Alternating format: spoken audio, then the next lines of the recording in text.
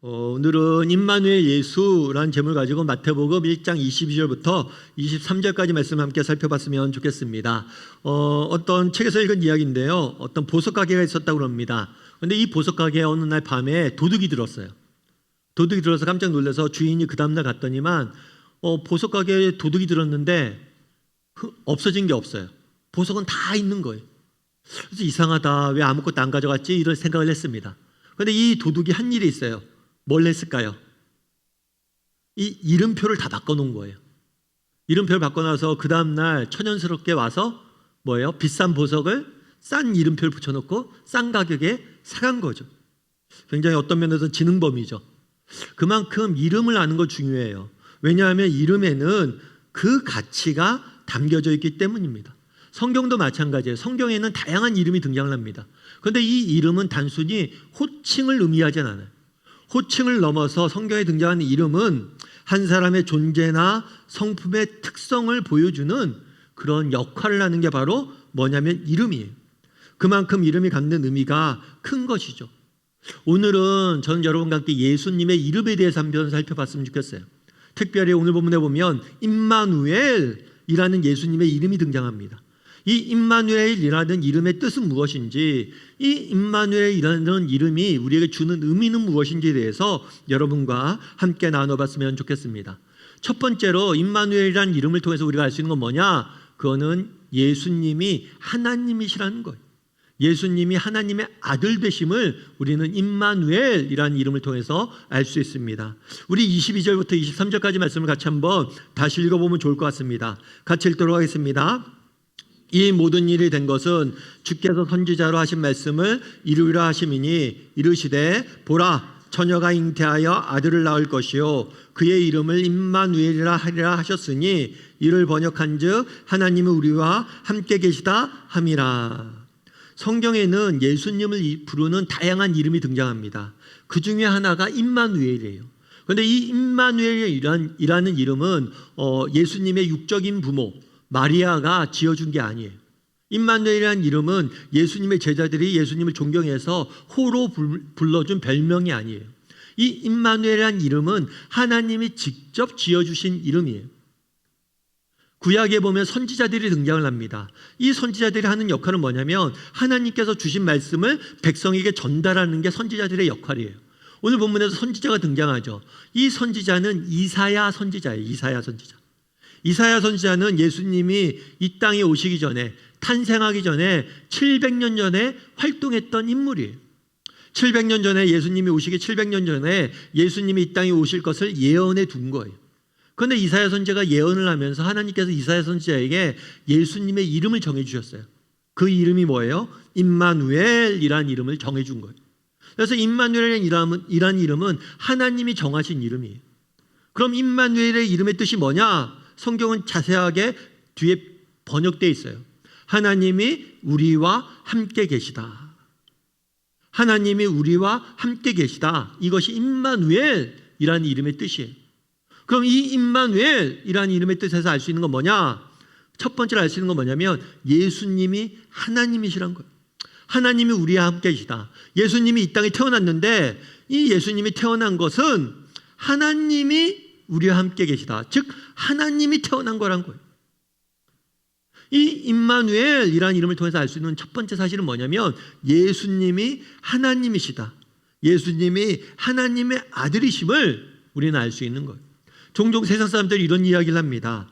예수님이 원래 인간인데 예수님의 제자들이, 기독교인들이 예수님을 너무 존경한 나머지 신격화했다. 신으로 만들었다. 이렇게 이야기합니다.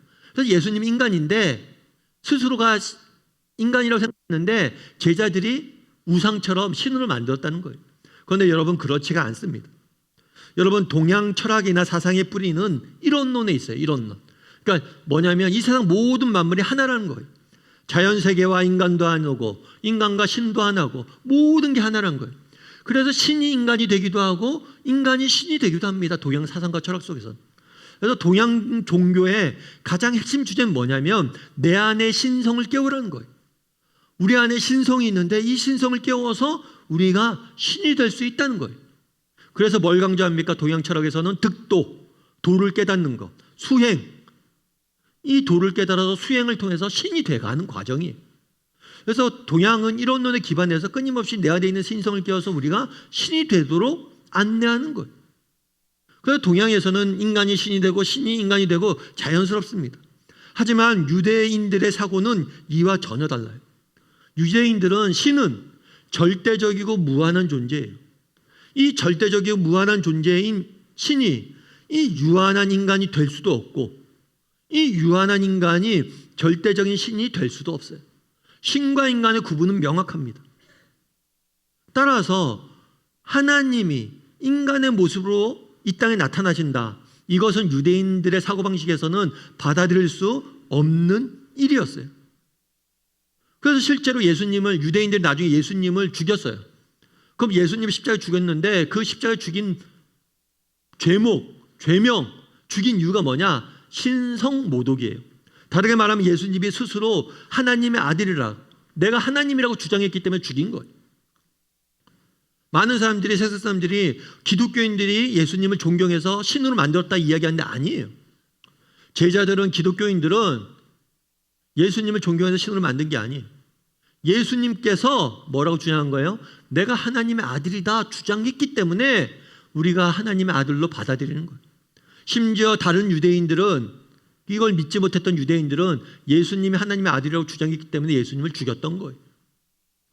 우리가 이제 가끔 영화를 보다 보면 그런 경우가 있어요.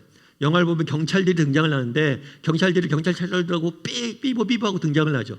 근데 등장을 하는데 꼭 언제 등장을 해요? 사건이 해결된 다음에 주인공이 막 악당들을 무찌른 다음에 뭐예요? 경찰들이 뒤처리하라고 이렇게 쭉 등장을 하죠. 그런데 이것은 하나의 이미지예요. 여러분, 실제로 경찰들이 늦게 도착하지 않습니다. 그리고 가끔 범죄자를 주인공을 만든 영화 보면 경찰을 나쁜 사람을 묘사하고 범죄자를 좋은 사람을 묘사해요. 그런데 이것도 잘못된 거예요. 그건 이미지예요. 범죄자들은 나쁜 사람들이에요. 경찰이 더 선한 사람이죠. 마찬가지예요. 우리가 고대 사람들, 옛날 사람들에 대해서 갖고 있는 잘못된 이미지, 환상이 있어요. 그건 뭐냐면 옛날 사람들은 무식하고 비논리적이고 신비주의에 빠져 있을 거라고 생각한 거예요. 옛날 사람들은 비논리적이고 비합리적이고 신비주의에 빠져 있어서 무엇이든지 무작정 믿었다라고 생각하는데 그렇지 않아요.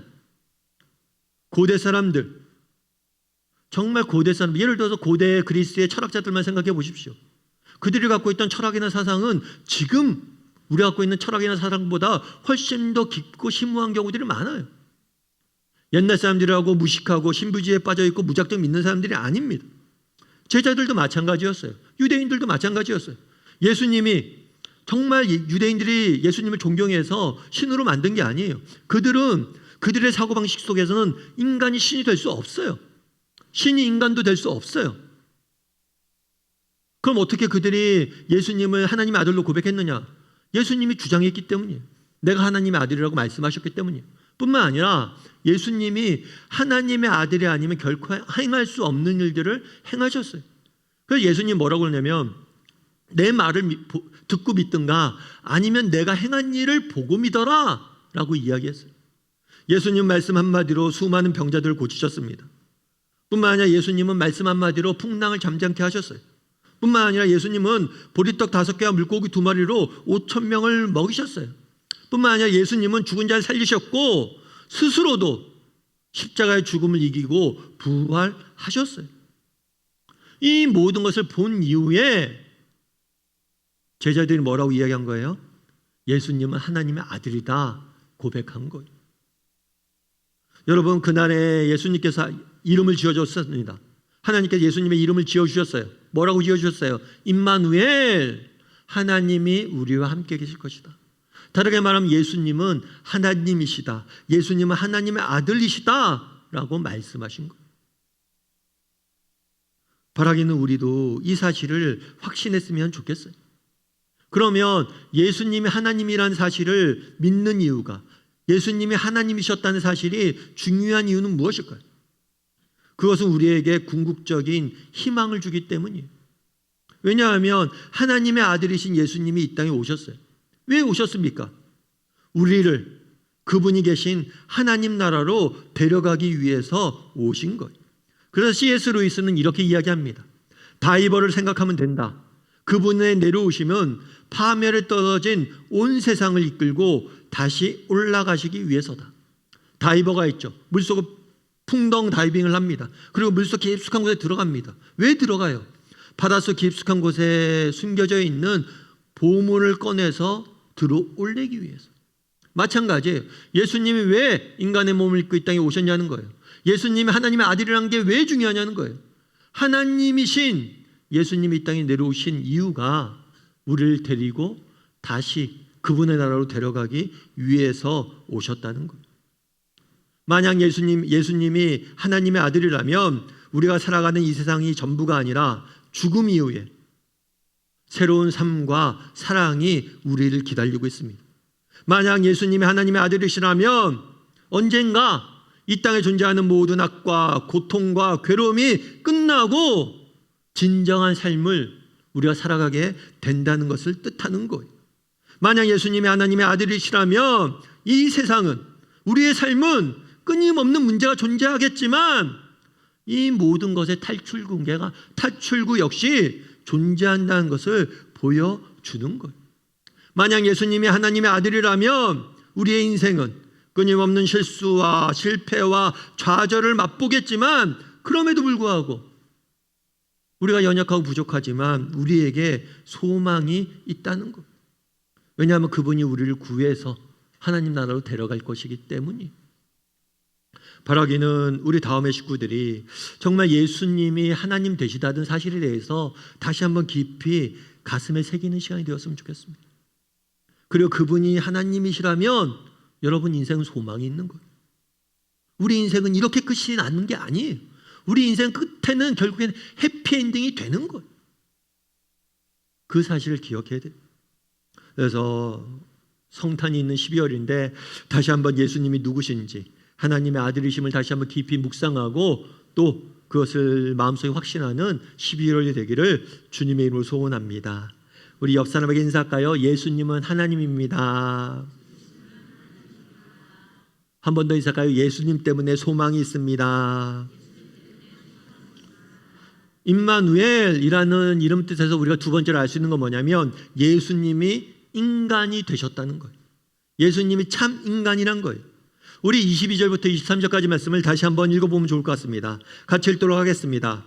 이 모든 일이 된 것은 주께서 선지자로 하신 말씀을 이루려 하심이니 이르시되 보라 처녀가 잉태하여 아들을 낳을 것이요 그의 이름을 임마누엘이라 하리라 하셨으니 이를 번역한즉 하나님이 우리와 함께 계시다 함이라. 처녀가 잉태하여 아이를 낳을 것이다 라고 이사야 선지자가 예수님이 오시기 700년 전에 예언을 했습니다. 그리고 실제로 예수님이 그렇게 태어나셨어요. 그런데 우리가 한 가지 여기서 기억할 것이 있어요. 예수님, 성탄절은 예수님이 탄생한 날이죠. 탄생한 날이지만 이것은 출생이 아니에요. 이전까지 예수님이 없었는데 예수님이 그 순간 생겨나신 게 아니에요. 예수님이 그날 출생한 날이 아니에요. 예수님이 하늘에 계셨는데 이 땅에 내려오신 날이에요. 그래서 성탄절은 출생이 아니라 강림이라고 표현합니다. 내려오시다. 그래서 성탄절은 예수님이 출생한 날이 아니라 예수님의 생일이 아니라 예수님이 내려오신 강림일이에요. 그런데 예수님께서 이 땅에 내려오실 때 어떤 모습으로 내려오냐면 아기의 모습으로 내려오셨어요. 우리는 인간이기 때문에 예수님이 인간이 되셨다는 사실에 대해서 별다른 감흥이 없습니다. 우리는 인간이기 때문에 어려서 아기로 태어났기 때문에 예수님이 아기로 태어났다는 사실에 대해서 별다른 감정이 없어요. 하지만 이것은 놀라운 일입니다. 왜일까요? 앞서 얘기했던 것처럼 예수님은 출생한 게 아니라 강림한 거예요. 예수님이 이 땅에 내려오실 때 구름을 타고 성인의 모습으로 내려올 수도 있어요. 예수님이 이 땅에 내려오실 때 짠 하고 나타나실 수도 있어요. 온갖 신비로운 방식을 통해서 이 땅에 나타나실 수 있어요. 그랬다면 보다 많은 사람들이 예수님을 믿었을 거예요. 그런데 예수님은 그런 신비로운 방식으로 오지 않았어요. 너무나 평범한 방식으로 모든 인간이 그러한 것처럼 아기의 모습으로 이 땅에 태어나셨다는 거예요. 이것이 얼마나 놀라운 일인지 알아야 돼요. J.I. 패커는 이렇게 이야기합니다. 하나님이 인간이 되셨고 신의 아들이 유대인이 되셨다. 전능자가 무한한 무력한 인간 아기로 지상에 나타나셨다. 할 줄 아는 일은 누워서 말똥말똥 바라보며 꼼지락거리고 소리를 내는 것 뿐이었다. 전능하신 하나님께서 인간이 되셨어요. 정말 말씀 한마디로 정말 풍랑을 잠잠케 하시고 말씀 한마디로 이 세상 모든 만물을 창조하셔서 그 하나님이 아기가 되셨어요. 할 줄 아는 일이라고는 누워서 말똥말똥 바라보며 꼼지락거리고 소리를 내는 것밖에 못하는 너무나 무력한 존재가 되었다는 거예요. 이것이 얼마나 놀라운 은혜인지 알아야 된다는 거예요. 요즘 하는 프로그램 중에 하나가 중에 그런 게 있더라고요. 핀란드에서 새빵살이. 핀란드의 새빵살이 뭐냐면 핀란드 시골에 가는 거예요. 시골에 가서 그쪽에서 시골에 사는 거예요. 근데 제가 프로그램을 보니까 이 핀란드 시골인데 거기는 뭐가 없냐면 인터넷이 안 돼요. 전기가 안 돼요. 수도도 없어요. 그러면 한 30분 가서 물 길러 와야 돼요. 식수 길러 와야 되고 호수에서 목욕하고 그래야 돼요. 주방도 없어요. 야외에서 불 피워서 먹고 살아야 돼요. 그래서 거기서 생활하는 모습들을 이렇게 그려놨더라고요. 그런데 저희 아내랑 보면서 들었던 생각이 뭐냐면 야, 우린 저런 데 가서 못 산다. 여행 가서 잠깐은 있겠지만 저기서 살려고 그러면 살 수 있을까요? 여러분 살 수 있겠어요? 화장실도 재래식 화장실이에요. 화장실도 화장실 갔다가 톱밥으로 덮어요. 그냥 물 내리는 것도 아니고. 우리 아이들도 수련회 가도요. 여러분 수련회 갔을 때 재래식 화장실 쓴다. 그럼 우리 아이들 수련회 안 가요. 너무 불편하니까. 여러분 정말 우리가 여러분 이런 외진 데 가서 사는 것만 해도 너무 불편해요. 그런데 하나님은 뭐가 되신 거예요? 단순히 이렇게 물이 안 나오고 수도가 안 나오고 전기가 안 나오고 화장실이 불편한 곳에 사는 게 아니에요. 하늘에 계시다가 모든 것을 하실 수 있는 전능하신 분이셨다가 뭐가 된 거예요? 너무나 무기력한 아이가 된 거예요. 이것이 얼마나 놀라운 일인지 알아야 된다는 거예요. 그럼 왜 예수님께서 아기가 되셨냐는 거예요. J.I. 패커는 계속해서 이렇게 말합니다. 하나님의 아들이 자기를 버리고 가난해졌다는 것은 영광을 버리셨다는 뜻이다. 그분은 자원에서 스스로 자신의 권력을 버리셨고 고생과 외로움과 냉대와 악의와 오해를 받아들이셨다. 스스로 고생과 외로움과 냉대와 악의와 오해가 가득한 삶을 사시기로 결단하셨다는 거예요. 뿐만 아니라 마침내 우리를 대신해서 고뇌에 찬 죽음을 당하셨다. 그분은 사랑받을 자격 없는 인간을 더할 나위 없이 사랑하셨다. 우리를 사랑하셔서 우리를 구원하기 위해서 우리가 똑같은 모습이 되셔서 우리가 당하는 고통을 함께 당하고 그것들을 우리를 돕기 위해서 이 땅의 인간의 모습으로 오셨다는 거예요. 1965년도에 하와이에는 한센병, 지금으로 이야기하면 나병이 굉장히 급증을 했어요. 그 하와이에 나병 환자들이 많아지니까 몰로카이 섬이라는 섬에 이 환자들 다 모았어요. 그래서 그 섬은 나병 환자들만 지내는 땅이 됐어요. 그런데 여기에 데미안이라는 신부가 봉사하러 갑니다. 자원에서 스스로 이 섬에 있는 700명의 나환자를 돌보기 위해서 간 거예요. 그래서 평생을 그곳에서 나병 환자들을 돕고 지내게 됩니다.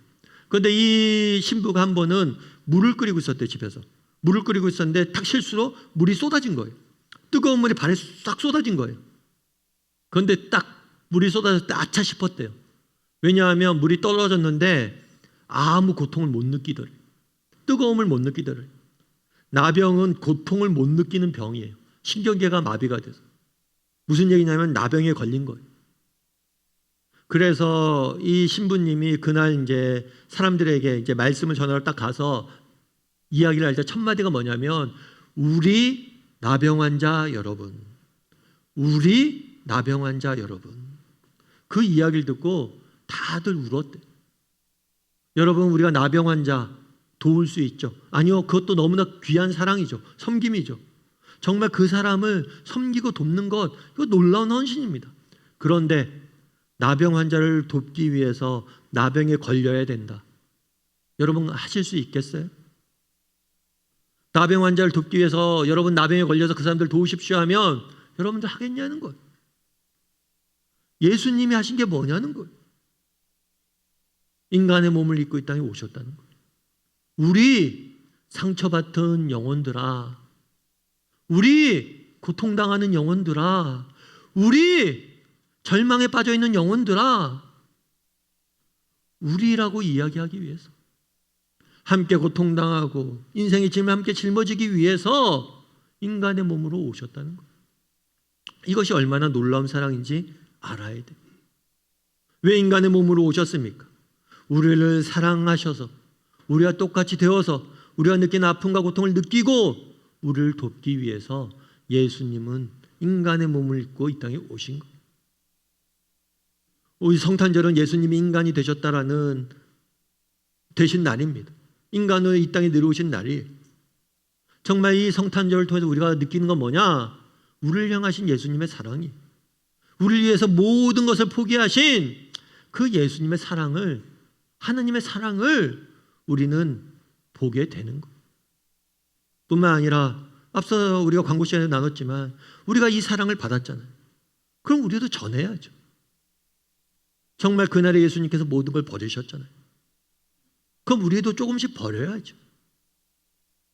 그래서 우리가 정말 12월 성탄절인데 우리가 얼마나 큰 사랑을 받았는지 기억하고 그 사랑을 이웃에게 전할 수 있는 그런 또 12월이 되기를 주님의 이름으로 소원합니다. 우리 옆 사람에게 한번 이렇게 인사했으면 좋겠습니다. 예수님은 인간이 되었습니다. 한 번 더 인사할까요? 예수님은 당신을 사랑합니다. 이번 12월 예수님의 사랑에 대해서 다시 한번 깊이 가슴에 새기는 성탄이 있는 12월이 되길 소원합니다. 마지막으로 오늘 본문에서 알 수 있는 건 뭐냐? 그것은 뭐냐면 동행이에요. 동행. 임마누엘이라는 이름을 통해서 알 수 있는 첫 번째는 뭐냐면 예수님이 하나님이란 거예요. 두 번째는 예수님이 인간이 되셨다는 거예요. 세 번째는 예수님이 우리와 함께 하신다는 거예요. 오늘 본문에 보면 22절과 23절에 뭐라고 했냐면 임마누엘이라는 이름 뜻이 뭐냐면 하나님이 우리와 함께 하시다라는 의미다라고 소개하고 있습니다. 여러분, 임마누엘이라는 이름을 통해서 주고자 했던 메시지는 그거예요. 하나님이 우리와 함께 하신다는 거예요. 다르게 말하면 예수님께서 우리의 동반자가 되시고 우리의 동행이 되시고 예수님이 우리와 함께 인생길을 걷기로 결정하셨다는 거예요. 여러분, 이 동행은 성경에서 나오는 가장 중요한 약속이자 축복입니다.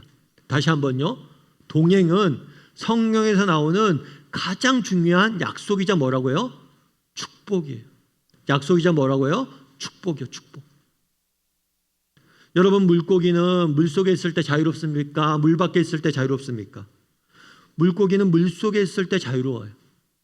그런데 물고기가 물속에 있을 때 자유로운데 내가 물에 구속받기 싫다, 나는 물에 지배받기 싫다, 물에 나는 갇혀 살기 싫다 하고 물 밖으로 나오면 어떻게 됩니까? 물고기가 물 밖으로 나오는 순간 서서히 고통 가운데 죽어갈 수밖에 없는 거예요. 인간도 마찬가지예요. 원래 인간은 하나님 안에 있을 때, 하나님과 함께 있을 때 정말 자유롭고 행복하고 하나님이 주시는 축복을 누릴 수 있는 존재로 지음받았어요. 그런데 하나님에게 억압받기 싫다, 하나님께 구속받기 싫다, 하나님과 함께하기 싫다 하고 인간은 물 밖으로 나왔어요. 하나님 없이 사는 삶을 선택하기 위해서 하나님을 떠났어요. 그 결과 인간 사회에 악과 고통과 죽음이 들어왔어요. 그런데 문제는 뭐냐면 물 밖에 나온 물고기가 스스로의 힘으로는 물속에 들어갈 수 없다는 거예요. 인간의 힘으로 하나님을 떠나 인간이 홀로 살게 되었는데 하나님께 돌아갈 능력이 없다는 거예요. 하나님께 돌아갈 수 있는 방법이 없다는 거예요. 그래서 하나님께 선택하신 방법이 무엇이냐? 인간의 몸을 입고 직접 이 땅에 오신 거예요. 왜요? 너희와 함께하기 위해서, 너희와 동행하기 위해서, 그리고 끝날에 너희와 동행하다 너희를 데려가기 위해서, 우리와 함께하기 위해서, 우리와 동행하기 위해서 예수님이 오셨다는 거예요. 임마누엘, 무슨 뜻입니까? 예수님이 우리와 함께 하신다는 거예요. 여러분들은 어떠세요? 정말 예수님이 여러분과 함께 하시는 것을 믿으세요? 여러분 정말 믿으세요? 정말 예수님이 우리와 함께 하신다면, 이 사실을 확신한다면 예수님이 누구십니까? 앞서 얘기했던 것처럼 예수님은 하나님의 아들이에요. 전능자세요.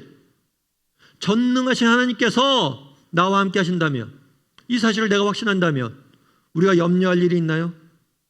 두려워할 일이 있나요? 우리가 걱정할 일이 있나요? 정말 전능하신 하나님께서 나와 함께 하신다면 우리 인생길 아무리 어둡고 우리 인생길 아무리 힘들고 때로는 우리가 실패하고 넘어지고 좌절해도 우리가 염려하고 걱정하고 두려워할 일이 있나요? 없어요. 그런데 우리가 왜 염려합니까? 왜 걱정합니까? 왜 불안에 떨고 있습니까? 어쩌면 우리는 확신하지 못하기 때문이에요. 예수님이 나와 함께 하신다. 전능하신 예수님이 나와 함께 하신다. 이 사실을 확신하지 못하는 거예요. 이 사실을 확신한다면 우리가 두려워할 일은 없어요. 염려할 일 없어요. 불안에 떨릴 일 없어요. 여러분, 다시 한번 묻습니다. 여러분, 정말 예수님이 여러분과 함께 하시는 걸 믿으세요? 정말 우리가 그 사실을 믿는다면 때론 우리 인생길이 힘들고 고달퍼도 우리는 낙심할 이유가 없는 것. 여러분, 20세기 가장 존경받는 인물 중에 한 명으로 테레사 수녀가 있습니다. 20대 초반에 인도에서 빈민과 병자와 고아들을 돌보며 평생을 헌신했어요. 이런 공로를 인정받아서 1979년에는 노벨 평화상을 수상하기도 했죠. 마더 테레사가 했던 말 중에 정말 멋진 말이 있어요. 그건 뭐냐면 이런 말이에요. 우리는 위대한 일을 할 수 없습니다. 다만 위대한 사랑으로 작은 일을 할 뿐입니다. 여러분, 우리는 위대한 일을 하라고 부름받은 사람들이 아니에요. 대신에 위대한 사랑을, 예수님의 그 큰 사랑을 닮아가라고 부름받은 사람이에요. 그 위대한 사랑을 가슴에 품고 작은 일을 할 뿐인 거예요. 그런데 테레사 수녀를 한 번은 영국 BBC에 있는 기자가 취재하러 나왔어요. 취재하러 나와서 테레사 수녀를 보는데 이 기자가 보기에 이상한 거예요. 왜냐하면 빈민촌이잖아요. 너무 환경이 안 좋잖아요. 정말 봉사하고 섬기는 삶이 좋긴 하지만 의미는 있지만 그곳의 삶이 너무나 힘들 거 아니에요. 근데 자기가 보니까 테레사 수녀의 얼굴에 그런 어둠이 없다는 거예요. 너무 평온해 보인다는 거예요. 나는 런던에서 정말 최고급 직장에서 가장 화려한 삶을 살고 있는데 내 주변에 있는 사람들을 얼굴에서 발견할 수 없는 그 기쁨이 테레사 수녀에서 발견되는 거예요. 그래서 물은 거예요. 수녀님한테 뭐라고 물었냐면, 수녀님 힘들지 않으세요? 물은 거죠. 자기가 런던에서 그렇게 좋은 직장을 다니는데도 사는 게 너무 힘든데 저분은 왜 저렇게 밝지 하면서 물어본 거예요. 그랬더니 테레사 수녀가 이렇게 답했대요. 힘들죠. 사는 것은 너무나 힘듭니다. 그런데 즐겁습니다. 왜냐하면 예수님이 함께 계시기 때문입니다. 뭐라고요? 사는 건 너무 힘들대요. 여러분, 사는 거 너무 힘듭니다. 그건 부인할 수 없어요. 하지만 그런데 즐겁습니다. 왜요? 예수님이 함께 하시기 때문입니다. 여러분, 우리도 이렇게 고백할 수 있었으면 좋겠어요. 여러분, 정말 우리 인생의 배에 오르신 예수님을 바라봤으면 좋겠어요. 그날의 유대인들은 생각했습니다. 하나님이 너희와 함께 하실 것이다. 이걸 추상적으로 받아들였어요.